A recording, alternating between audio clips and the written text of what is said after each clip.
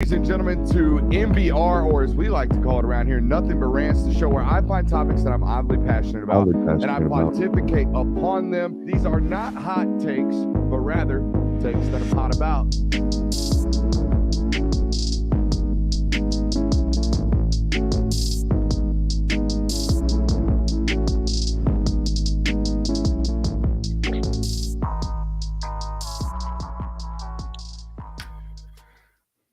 What is up, ladies and gentlemen? Welcome into a Thursday, final show of the week. It is half MBR, half film study, half Q&A. Going to do a lot of football educating tonight. Going to do a lot of talking about spring practice. Might get into some pro day thoughts. Might get into whatever the show leads us into. Tonight is half my show, half your show, okay? Get to talk about what your boy wants to talk about. Then we get to talk about what you guys in the live chat want to talk about. Super excited to have you in today. It is Thursday live, 9 o'clock. We are here Monday, Tuesday, Thursdays, 9 p.m. Hit that thumbs up button for that consistency. I'm telling you, this off season is about growth. It's about consistently showing up every single week, every single 3 days of the week, at least Monday, Tuesday, and Thursday for you guys, and continuing to pour it out. And I got to tell you right now, if it's too cold, we got a coat for you.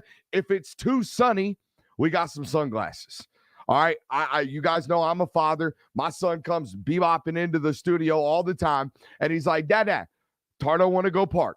Tardo want to go park. Tardo want to go park, right? Carter wants to go to the park. He can't say a C's yet, C's or T's. You guys will get it when you have children, okay? Tartar want to go park. Tartar want to go park. So what do? We go outside. We got to start going to the park. But as soon as we go outside, once we start giving him what he wants, well, now it's either too cold or it's too bright or there's something going on outside, right? It's too cold. Well, son, we got a coat for you. It's too bright. Well, son, we got some sunglasses for you. We can change some of these elements about what it is that you wanted that now has somehow tainted what you wanted and changed your mind. Well, you guys are somehow, as fans, and rightfully so, fanatical. You get what you want all the time, most of the time. If you don't, you're upset. That's kind of what wins and losses are, right? If you win, you get what you want. If you lose, you don't, right? Happies, fans, whatever. Your fans are kind of like that. You're kind of like my son. I want to go to the park. I want to do this. I want my coach to talk football at the pressers, okay? Well, when then coach talks football or we take you outside to go to the park, it might just be too bright. There might be too much knowledge for you, okay? It might be too cold. It might not be in the right setting for you. It might have to give you a coat, okay?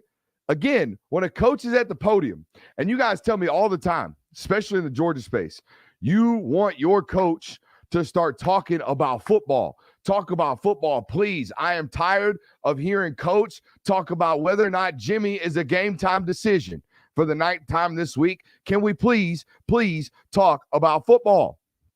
Okay. Well, when coach starts talking about football sometimes and starts dropping just absolute knowledge nuggets, whether it be a Georgia coach or whether it be a coach at another program, sometimes if the knowledge nuggets that he's dropping, if what he's saying is maybe a little bit too insightful, or maybe it's a little bit above our knowledge grade of the sport of football, or maybe if the knowledge and information is just too bright in general, maybe we might need some sunglasses in the form of education, right? Might need to get educated on the sport or educated on the subject matter, and then we can grasp and conceptualize what the actual coach is trying to say, right? Or perhaps the setting or the tone or the color scheme or where the coach said it or how the coach said it might have rubbed you the wrong way. Maybe it was too cold for you, and we might need a coat in the form of some reshaping, right? We might have to be mature enough to kind of see through what it is that we're looking at, or maybe listen through what it is, the tone that we don't necessarily like. I find this happens to us all the time in our lives, right? Maybe someone tells us something that we don't necessarily want to hear, but we need to hear, right? Some of us are not necessarily disciplined enough to do that. What the hell is this guy talking about? I'm trying to lead in to let you know that I'm about to talk about a Florida football coach and listen to a clip. And man, we're going to talk about how it kind of, I don't know, in the easiest way, in about 45 seconds, this dude explained what I've been trying to explain about Georgia's defense for about, 2.5 years doing this. I mean, just boom, in about 45 seconds. And because it was too bright, because it was too nerdy, because it was too filled with a bunch of words, and because the color scheme was very, very wrong for a lot of Georgia fans, and it was too cold, you guys didn't necessarily take well to this on social media, and you're probably not going to take well to it right now when you hear it. But we're going to play it for you, and then we're going to talk about it, okay? This right here is what tonight's show is about until we get to Q&A.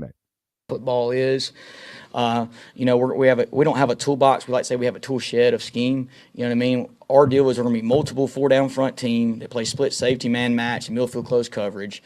We're going to pressure, the word creeper gets thrown around, right, which is a four-man pressure versus the pass and a five-man pressure against the run. So it's a mixture of a fire zone and a cover three coverage concepts. We do some other stuff on a five-man process that's different at a four-down front and three-down front. At the end of the day, not many people are like us that are multiple in the back end and multiple in the front end. They're kind of one or the other, right? We're both. We're going to be able to take whatever tools we need every week to play in this league because each team's different. Vanderbilt's different than Georgia. Georgia is different than Tennessee. You know what I'm saying? And you got to have a scheme that is flexible to what you're seeing all the time, but also what your players can do. All right, first off, that's Austin Armstrong. He's the new defensive coordinator for Florida. And if you can't tell, by God, that is a Kirby Smart guy. I mean, from the visor down to down to this league. All right, when he talk about this league, win in this league. I mean, how many times have you heard Kirby Smart say that right there? Win in this league. All that, okay, even down to the rosy red cheeks, the chubby cheeks. That dude is a Kirby Smart replica that you just listened to right there. And most importantly about that soundbite, before all of that, you need to understand that this is a Kirby Smart guy. This guy coached at the University of Georgia in 2019 as a defense quality control analyst. He's now down there at Billy Napier's joint, down there at Florida first year as the defensive coordinator after last year's DC got up out of there. Okay, but also, all right, this is a guy that coached defensive line at the University of West Georgia from 2015 to 2016, which means, ladies and gentlemen, Mr. Armstrong has evals of yours truly against that matchup from the University of Georgia and Shorter. I would love to talk to Mr. Armstrong about what it is he thought about number 56 from Shorter University, both the times they drubbed us in 15 and 16. Both units exceptionally well coached. Nonetheless, we've got some pass cross. Not only him and I, but obviously some Georgia pass right here. And ladies and gentlemen, we're going to play it for you again. This is 100% a Kirby Smart dude. This is 100% a guy explaining what it is that your football team has done for the last 3.5 years to revolutionize what it means to play defense in college football. This absolute key term riddled 45 seconds. This rat-a-tat-tat, bring-ba-bring-bong of a definition of defense that this guy gives you, I'm going to try to break it down and explain it to you. But to football minds who know what this dude is saying, he is speaking Kirby Smart's language. This might as well have been his application to be Glenn Schumann after Glenn Schumann supposedly leaves, whenever that's supposed to happen, right? This copycat Armstrong dude, as the chat's saying right here, is a Kirby disciple. All right, we're going to show it again, and then we're going to explain to you what it is that he is talking about, okay? Because he's not only talking about Florida defense, he's giving you key terms that I'm going to break down and explain to you, hey, this is what Georgia does. This is what they've been doing, and this is what the rest of college football is doing. I don't know, kind of like I told you this time last year, or I think it was in August. I told you that, Dan Lanning was going over to Oregon, and it's okay that all these different coaching disciples are going around the world of college football and teaching Kirby Smart defense. This dude's got the keys to what everybody is running in defense, and this soundbite right here, as I play it for you one more time, is an exact example of that. Ball is. We don't have a toolbox. We like to say we have a tool shed of scheme. You know what I mean? Our deal is we're going to be multiple four-down front team that play split safety, man match, and middle field close coverage. We're going to pressure, the word creeper gets thrown around, right, which is a four-man pressure versus the pass and a five-man pressure against the run. So it's a mixture of a fire zone and a cover three coverage concepts. We do some other stuff on a five-man process that's different at a four-down front and three-down front. At the end of the day, not many people are like us that are multiple in the back end and multiple in the front end. They're kind of one or the other, right? We're both. We're going to be able to take whatever tools we need every week to play in this league because each team's different. Vanderbilt's different than Georgia. Georgia is different than Tennessee. You know what I'm saying? And you got to have a scheme that is flexible to what you're seeing all the time, but also what your players can do. All right, let's break it down. I thought there were 4 things that he talked about there, or a handful of things, I should say, that he talked about there. Quote, we want to be a multiple 4-down front team. You heard him talk about split safety man matching, right? And then you heard him talk about his pressure concepts. Pressures, creepers, playing with 4 versus the pass and 5 versus the run. Well, let's actually flip over the tape and explain to you what the hell this gyro nonsense means in football terms before we get into Q&A, okay? This is what your boy's here for tonight. We're not actually going to show film, okay? We're just going to show pictures, and we're going to draw it to you all. So let's start with this quote-unquote, we want to be a multiple 4-down front football team. What does that mean? Well, here we go. This is the University of Georgia against Tennessee this year, and this is Georgia playing what they call their mint front defense. You'll see, they believe that's, I can't quite tell who that is. Might be Zion Logue right there. In a true zero, okay? This presents as a 4-down front. 1, 2, 3, 4 defenders, right? But they're playing it essentially like an odd front with a true zero. That's why they call it a mint defense. The reason this was implemented, okay, is because most football teams like to run inside zone across the face of the quarterback, all right? So Georgia, a couple of years back, decided that the best way to throw off these combination blocks was, hey, we have a tough time doing it against odd front teams that play true zeros, because it's really, really hard to get this scoop all the way this way, blocking on an angle all the way to the Mike linebacker. So they put a 0 right here, all right? Then they put a, what is a 4-eye back here in B gap in the form of Jalen Carter, and then they stand the jack up in a wide 7. And here's the defensive end. Sometimes he'll play in a 4-eye, sometimes he'll play in a 7. Nonetheless, it is multiple, all right? They'll play this with 6 guys in the box against teams that they feel, hey, this football team is they could actually run the football against us. We got to play 6 guys in the box, right? One of these guys, 5 against the run. You heard Armstrong talk about that. One of these guys will be dedicated to the run. The other guy, 4 against the pass, 5 against the run. The other guy will be dedicated to the pass. So what you will see Georgia do a lot is they will plug one of the linebackers, play that 5 against the run. Now, he talked about being multiple on defense, right? What the heck does that mean, Brooks? What does it mean to be multiple? Well, I'll explain it to you right here. Okay, here you see them playing a true mint front defense. Later in this football game, they hopped into an under front, right? What the hell is an under front? Well, an under front is putting a shade technique or somebody in a gap right here, okay, standing on the play side of the center, okay, away from the back. If you want to play them over, that is a 3 technique here, and the shade technique on the backside, you're playing him over the guard, okay, for the front side of the back. It's based off strength, essentially, guys. Over, under, mints. Georgia plays a true 0. That is their mint front out of their 4, right? They can play it over, so scribble him out. Okay, an under, rather. They can play an under. They can play him here, okay? Or they can play him an over. Play the 3 here and scribble him both out and put the nose here and the 3 tech over here. All right, they're a multiple 4-down front team. That's what that means, all right? Now, what else can they do as a multiple 4-down front team? Well, in the SEC, as you heard Coach Armstrong allude to, and as you heard Georgia head coach Kirby Smart allude to so many times over the last couple of years, every football team in this conference is different. They are not the Big 12. Everyone in the Big 12 is pacing and spacing, all right? This conference, everybody is a little bit different. Everybody is unique.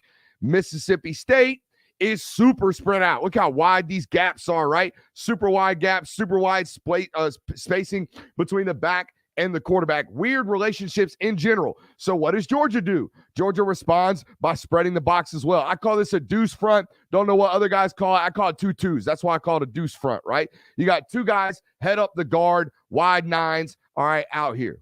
Okay, we're calling this a deuce front in this educational period for the Film Guy fam, all right? So that is what Coach is talking about right there when he says, I want to be, or we want to be, a multiple 4-down front football team, a.k.a. we want to be a mint front defense that confuses opponents, all right, through our multiplicity in our down fronts.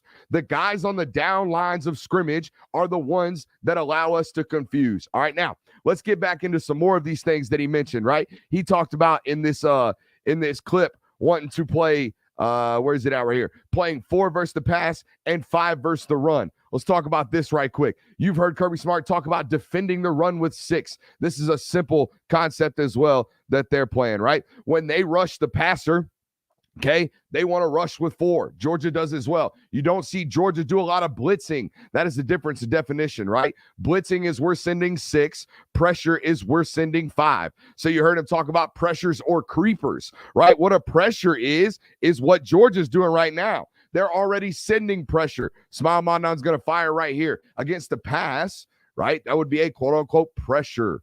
That's what a pressure is, ladies and gentlemen. If we were to send blitz, we would send 6. Georgia is not a blitz football team. Georgia and now Florida, under this new model, again, wants to play the pass with 4 and play the run with 5. All right. And again, here you see Georgia playing it with 6. When we showed you that photo right here, okay, of Georgia against our guys over at Mississippi State, not a run-heavy football team, right? So what do you see Smile Mondon doing? Smile Mondon's flexed right here outside the box, okay? Every week they were different.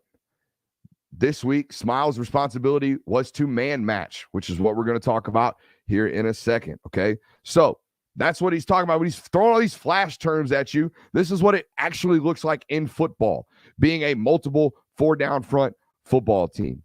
All right, let's talk about his other keywords and flash terms in there, right? He talks about wanting to be a split safety football team, right? A split safety football team that man matches. What the hell does that mean, Brooks? Split safety football team that man matches. What does that mean? Well, let's go to some more University of Georgia tape, because I guarantee you, knowing that this is a Kirby guy, we can find some tape in here that would allude to what a split safety man matching football team looks like. Well, here we go. Same clips, same game, same exact formation from Mississippi State that I showed you just a second ago. And here we go. Split safeties, guys, means the safeties are literally split in the middle of the field.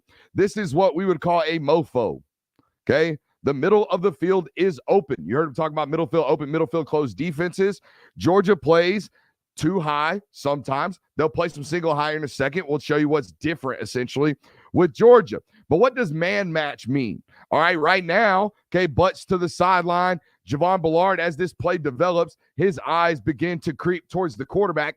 Everybody kind of looks like they're in zone coverage. In fact, Mississippi State has 3 guys over there, and Georgia doesn't have proper alignment to indicate that they're in true man coverage. But here's where the quote-unquote split safety man match defense applies, even for Florida. Okay, I know we're going really high-level football here, guys, but I hope I'm explaining it well enough for you. When these guys release, okay, and they recognize pass, remember, stop the run with 5, or excuse me, stop the pass with 5 or 4, stop the run with 5. When they notice pass, Smile Mondon's going to drop out. Javon Ballard is immediately going to match or man up anybody that runs into his zone. Okay, as soon as this guy pushes up, he's got him. Well, what happens, Brooks, if these guys cross like they so often do in college football? Well, we're going to switch off. We're going to man match, right? We're going to look like we're in zone coverage, and when it crosses, we are going to cross with them. We're going to pass off. Okay, essentially, what is man matching? To me, it's playing with our shoulders square, down center hut, 1 Mississippi, a Mississippi and a half. If anybody comes into my zone, they're mine. Right? I'm going to gain ground. I'm going to gain ground if I'm Smile Mondon. I'm going to shrink space if I'm Javon Ballard. I'm going to shrink space if I'm Kamari Lassiter, right? I'm going to gain ground if I'm the 2 high safeties. Okay, I'm going to get to wherever my leverage dictates I need to be, okay? And then when the time clock in the football play dictates where it needs to be, I'm going to attach to whoever is in my zone. That is what man matching indicates to me, okay? That's what that means to me. Okay, there's the split safety look, as you see as well. Okay, now, here's the difference, in my opinion. Okay, we're going through a whole bunch of terms here, I know. Here's the difference, in my opinion. You heard him talk about being multiple in the front, being multiple in the back. That's all fine and dandy. Most teams end up having to play single high safety, and they end up basically resulting into cover 3 football teams, and the nickel adds into the box. Okay, even Georgia felt the need to do this at times last year. Okay, look at this. This is Tennessee. Okay, here's the difference, though. This is the difference. Georgia's playing Tennessee right here. Okay, Tennessee is a football team, as you guys know, that was known for throwing the football last year. So you thought, okay, actually, they were a really, really, really good running football team. And so what they forced teams to do, if you were good enough, Now Georgia's playing single high safety. The other safety, Chris Smith, is standing over here playing man coverage. Okay, you want to talk about true multiplicity. You want to talk about like Coach Armstrong's talking about there being multiple in the front and multiple in the back. I will give you your ability to be multiple in the front. Anybody can play multiple fronts on the defensive line. Anybody. Okay. But when it comes to actually having the Jimmies and the Joes to be as multiple as that press conference alluded to, you got to be able to do this. You got to be able to actually line up and play cover one. Like what is essentially equates to cover zero. This guy's giving very little help. He's got middle of the field, but hey, he's also got run support too. So his eyes are in the backfield. All right, but Georgia was good enough and will continue to be good enough against football teams like this at the defensive back position to continue to man up on the outside. Man, I know that was a lot of football information for you guys tonight. I hope I did a decent enough job because sometimes it can sound like word salad, right? When you hear a coach start throwing out terms that you have no idea of, right? When you start talking about him wanting to be a multiple 4-down front football team, when you start hearing him talk about wanting to play split safety, man match defense, when you start hearing him talk about pressures and creepers and playing 4 versus the pass and 5 versus the run, it sounds like a bunch of information, and it is. And to me, that's kind of what coaching is. That's kind of what good coaches do. Good coaches flood you with information in a short amount of time and get out. That's it. And if you don't understand them, right, if it's too bright for you, let's get some sunglasses in the form of education. Okay, so when you hear other coaches rattle off stuff like that, first of all, know that like, hey, this coaching tree that Georgia's got is continuing to expand. B, there are good coaches elsewhere, right? Georgia's not the only one with great football coaches. We do have Q&A tonight. We've got a super sub here, and I'm told it's an elite comment. Just looked up the 2016 Shorter versus UGA game, or West Georgia game, rather. You played against Ladd's older brother, Hinton, and my boys, Thomas Lester and Gabe Freeman. Also, let's get a free subscription for someone up in here. Shouts out to your boys that were playing over at West Georgia. They were out there just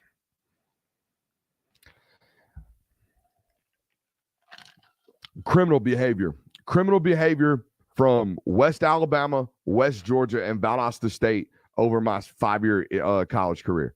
Criminal behavior to yours truly. All right, we'll tell you a story here. I got real bad memories about all 3 of those schools, Delta State as well. Those 4 programs I did not have a career win against either of those. Okay, so that's one of those each year. So that's a lot. That's like 0-16, right? Across the board against those 4 schools. Nonetheless, got a really, really bad story about West Georgia. I hope Caleb Ogles, my roommate in college, doesn't listen to this. They ran a lot of TE stunts. Okay, what TE stunt? I'm glad. You know what? I'm glad we got some football here tonight. We actually got some film. Or not some film, but we actually got some clips here so we can explain it to you. A TE stunt. West Georgia ran it a lot. This coach actually ran it a lot. Coach Armstrong. TE stunts is when the defensive tackle pushes up and then the defensive end works in, right? Defensive tackle pushes up and the defensive end works in. All right. West Georgia was kind of known for running these under this defensive line coach, believe it or not. This now, our defense coordinator, rather, at Florida. And Coach Armstrong would be known for this. And guys would get lined up for it, right? And they would always line up in 2-2s. They would line up what I call deuce, right? Just like I showed you. And they would, hey, as soon as they get in it, especially if it's 3rd and long, be alert, down distance formation personnel. We've taught you that here on this channel. I have these alerts as a football player too. Hey, here they are. They're both in 3s or they're both in 2s. Film study says they're about to do this. So I have this information in my head. The guys next to me probably don't. Nonetheless, they run the tight end stunt or the DE stunt or the TE stunt. I always call it a tight end stunt. They run the TE stunt to my right. My buddy's on my left. Okay, here comes the defensive end, clear as day. I see him. About the second time they've ran it that game, I catch him underneath his left armpit. It looks like mine. I take my right arm, get him up underneath his armpit, and I use his momentum to kind of hip toss him and shuck him to the left. Well, my buddy to my left had actually been quick setting on that play, unbeknownst to me. So instead of kick sliding backwards, he is attacking the line of scrimmage Insto facto, I throw a 300 or a 270-pound defensive end square into my Bubba's knee. I mean, just tore his stuff slap up. I can still see it in my mind. Bad memories of West Georgia and bad memories of this Austin Armstrong guy. Okay, from a coaching perspective. But nonetheless, he is a wicked smart football coach. Let's get into Q&A, man. Hope you guys hit that thumbs up button. Again, man, I hope I did a good enough job of kind of explaining what that all is. I know it's a lot of information. I know it's hard when, especially if you're listening to us on podcast right now, God forbid. Nonetheless, glad you guys could be in here with us tonight. And we are officially, and I mean officially, in Q&A season. Let's get after it. All right. The new intro hits different every time I hear it. I would have to agree on that one. Hey, how about a thumbs up button for the new intro? Shouts out. Don't you love it when you forget how to drink coffee? This guy's a psycho drinking coffee at 9:25. It's going to be a great COD night. It's going to be an absolutely glorious COD night. Let's get here. Carson Beck is our quarterback, no doubt about that. Not a question, but nonetheless, let's get here. Has Dallas gone? Okay, we got some jokes from Marion Campbell tonight in the chat, I see. Let's see here. Q's. Here, Rude's asking this about the Florida stuff. Was my thought they might want to do that, but do they have the talent required to? So the 4-2 nickel, which is what we just described, right? The 4-2 mint nickel was kind of, in my opinion, was kind of implemented to stop space and pace offenses. And without a couple of things, you can't do it. Okay. Without an elite nose tackle, you're not going to be able to do it. Without an elite defensive tackle or one or the other, you're not going to be able to do it. Without two linebackers that have just slap dumb noses for the football, you're not going to be able to do it. Because the reason this defense works is because they can stop the run with 6. They can stop the run with 5 if they need to. They don't have to dedicate safety help if they don't have to. Georgia can play man-to-man defense if they have to. I have no doubt about the willingness or the ability for this coaching staff to get these guys in the right place at the right spot. If you guys remember our What to Expect film study last year for the Florida week, we watched it. We were like, hey, like they just don't have guys. Like they're well coached. I mean, shit, they're in the right spot, right time. They're doing the right things. The young guys that they recruited at a high level are getting on the field. But I mean, we walked you through it in our look around the league segment the other day about Florida. I mean, they got guys on that staff dipping out left and right after a 6-6 season, which is never good. First year in, you got position coaches, coordinators, you got off the field analysts, you got everybody dipping out. Okay, and what does that mean? That means that to some extent, writing is on the wall. Okay, to some extent down there, writing is on the wall. And another 6-6 season, and it ain't even going to be on the wall. It's going to be in the papers. I'm going to the papers. All right. Here we go. What are you hearing about the speedsters who signed Arian Smith, Anthony Evans, and Chandler Smith? Any chance we see them on the field? Ask Radu Fly. So I don't like to give out a lot of the stuff that our guys over on Patreon and gals are paying for on patreon.com/Brooks Austin. But in terms of the speedsters, let's just talk about one of those guys you mentioned. Okay. Anthony Evans was a guy that we evaluated on our film day signing day special, I believe. We went through his tape. And if you recall, the number one thing I said was, I mean, damn, dude is a much more of a football player than any of these track guys that they've signed in years past. Like, Buddy will stick his nose in and block. Buddy will go up at the highest point and get it. Buddy will lean his shoulder down if he has to. Like, he is a football player. You know what I mean? Like, not okay, they ran jet sweep and got him the ball and he ran past everybody. Not okay, he's got a bunch of clips of him just running by everybody and them throwing him the ball. No, this is a dude that came from Texas and played in really, really high classifications of football. And though he is world-class speed, 10.4, 10.38, whatever the hell it is, in the 100. And though he is 5'11", 145 pounds soaking wet, the dude is a football player. That's what we said on tape. I'm told all of that. I just saw it on film, but all of that from what they have seen in the first 2.5, 3 months that he's been on campus, checks out. That is a football player. All right, so that's good to hear because I'm not knocking on anybody at that position or in that role because there hasn't been too many of them. I'm not knocking on Arian Smith or CJ Smith. I'm not. Okay, but those are track individuals. They have track backgrounds. They ran track professionally. They had aspirations of running track professionally. Okay. The film shows track speed. I don't have film of Arian Smith making football plays. I got film of Arian Smith making god dang he's fast plays. That's what I got. All right. This guy's a football player. That's good. That's good news. All right. Might mean some more longevity. You know what I mean? My guy might actually strain. That's you hear your coach talk about straining, right? Just like gutting it out and strain. Like show me some strain. The dude does it. Okay, the dude does it.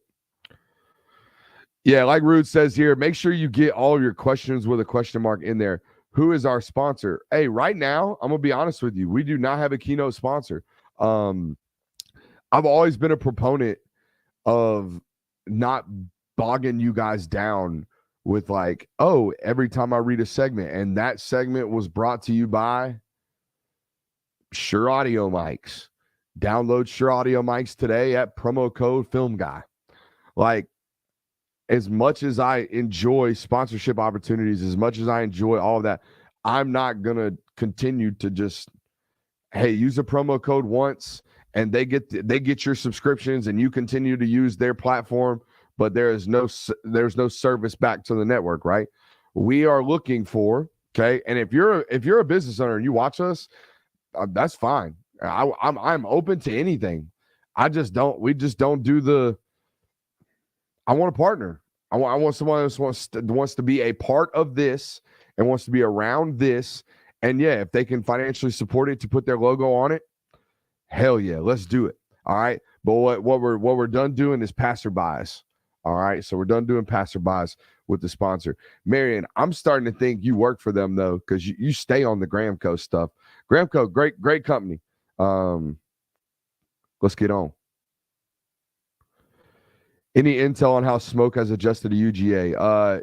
He adjusted to UGA well in the form of making sure that knee is cleaned up. He had a cleanup operation on his knee. Who do you think will grow the most this year as a freshman? I don't know who will. I know who, if I were a Georgia fan, I'd be hoping to grow the most this spring and off season. Monroe Freeling. Monroe Freeling, more than any tackle you've signed since Amarius Mims, has first round traits like that. I love Ernest Green. I think Ernest Green's gonna be a great football player. He may end up being a first rounder, just pure play. Like I think if you went back and asked 31 other teams, hey, there's this Jamari Sawyer guy. He's not physically overwhelming, but damn, he might start in the league for 12 years. You want to draft him like 28th overall? Some of them teams that need tackles right now would be like, hell yeah, we would. You mean the guy? I don't care if he went 5th round last year. We'll take him first right now because we know he's a box check. I think that's what Ernest is going to be. But I think Monroe Freeling has the ability to be like, oh, shit, coach, you telling me this guy is 6'7.5", 330 by the time he leaves college. He's broad jumping like 9'8". He's vertical 34 inches. And he just went to the combine and ran 4.97. Think I might invest me a top 35, top 32 pick on this dude, right?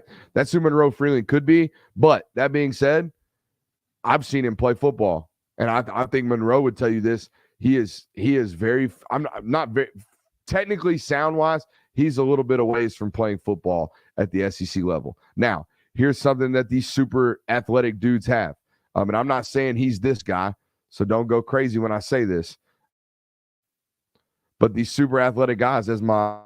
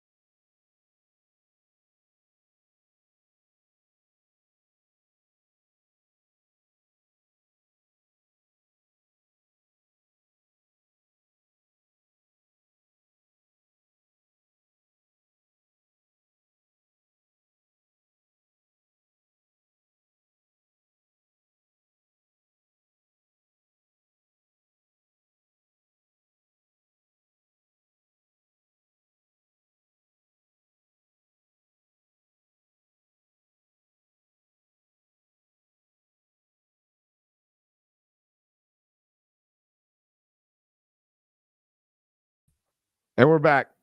Hey, they don't want to see you winning. They do not want to see you winning. Adam, I'm blaming it on you. That is all on you. While we wait, can I? No, you cannot. Not from me. Hey, look, dude, I'll tell you what, we ain't never promised a perfect show. Never in our life. Not this show. Okay. We don't have a ton. We don't have a ton of technical difficulties, but every once in a while we do.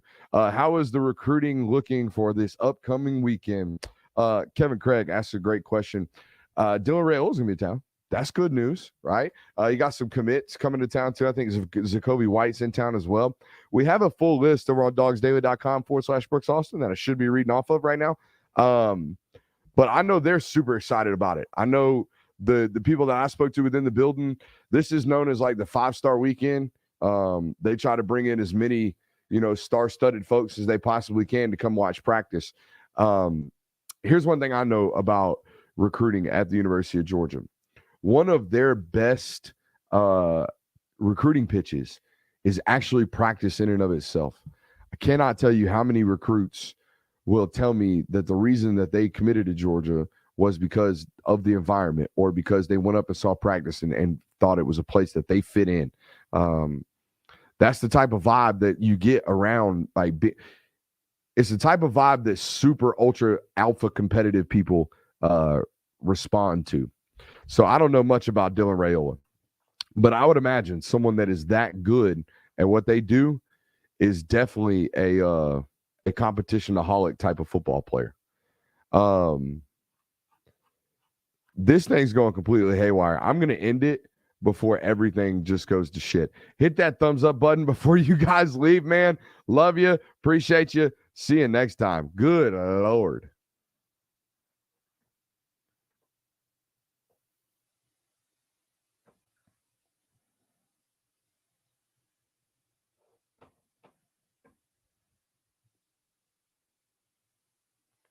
Now it's not even ending.